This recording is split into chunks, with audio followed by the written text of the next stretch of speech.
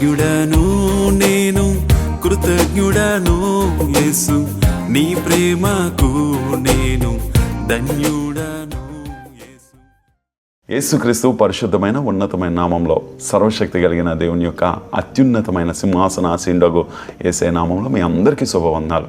మరొకసారి everyday with Jesus అనే కార్యక్రమాన్ని వీక్షిస్తున్న మా క్రైస్తవ కుటుంబాలందరికీ మా హృదయపూర్వక ధన్యవాదాలు. మరొక లేఖన భాగం ద్వారా మనము ఈ ఉదయకాల సమయంలో ధ్యానం చేసుకోవడానికి ఇష్టపడదాం. బైబిల్ ఉన్నట్లయితే 1 పేతురు 3:9 ఆశీర్వాదమునకు వారసులగుటకు మీరు పిలువబడతారు కనుక కీడుకు ప్రతి కీడునైను దోషణకు ప్రతి దోషణైను చెయ్యక దీవించుడి. చూడండి, ఆశీర్వాదానికి వారసులగుటకే పిలువబడతామట. మనము ఒకసారి ఆలోచించండి, మనం ఆశీర్వదించబడిన జనాంగం, ఆయన రక్తంలో కడగబడిన వారిని మనం ఎందుకు పిలువబడ్డాం? ఆశీర్వదింపబడ్డానికి పిలువబడ్డాం. ఈరోజు మర్చిపోకు నువ్వు ఎవరైనప్పటికీ కూడా దేవుడు నిన్ను ఆశీర్వాదానికి వారసులుగా ఉంచాలి.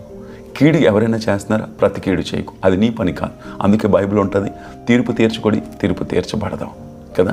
నిన్ను ఎవరైనా దూషిస్తున్నారా? ప్రభువు చేతులకు అప్పగెట్టు. ప్రభువు తగు సమయంలో వాళ్ళకి ఏం నేర్పించాలో అది నేర్పిస్తాడు. నువ్వు అందుకంటాడు కదా, నువ్వు ఎప్పుడైతే సైలెంట్గా ఉంటావో దేవుడు వైలెంట్గా ఉంటాడు. నువ్వు ఎప్పుడైతే వైలెంట్ అయిపోతావో దేవుడు సైలెంట్ అయిపోతావు. Be quiet in the presence of the lord. You are call for the blessing. నువ్వు దేనికి పిలవడావు? ఆశీర్వదించబడడానికి పిలవడం. You will be a blessing to many people. నువ్వు ఇతరులకు కూడా ఆశీర్వాదకరంగా ఉండాలని ప్రభు కోరుకుంటున్నాడు. అందుకని ఆదికాండం 12 ఏమని రాయబడి ఉంటుంది? అబ్రాముతో అంటాడు, అబ్రాము నిన్ను ఆశీర్వదించి వారిని నేను ఆశీర్వదిస్తాను.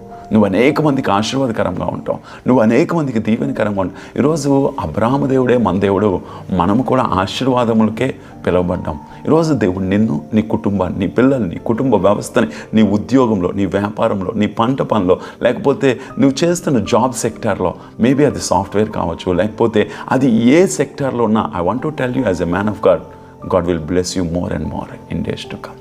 రాబోయే దినాల్లో దేవుడు నిన్ను ఉన్నతంగా దీవించాలనుకుంటున్నాడు. కానీ నువ్వు చేయాల్సింది ఏంటి తెలుసా? కీడుకు ప్రతి కీడు చేయకు. Be quiet in the presence of the lord. నీ సమస్యను ఆయన చేతిలోకి అప్పగించు, ఆయన డీల్ చేయడం స్టార్ట్ చేస్తాడు. నువ్వు ఎందుకు పిలవబడ్డావు? ఆశీర్వాదకరంగా ఉండడానికి. నువ్వెందుకు పిలవబడ్డావు? అనేక మందికి దీవెనకరంగా ఉండడానికి. నువ్వెందుకు క్రీస్తు రక్తం చేత కడబడి బాప్తిజం తీసుకున్నావు తెలుసా?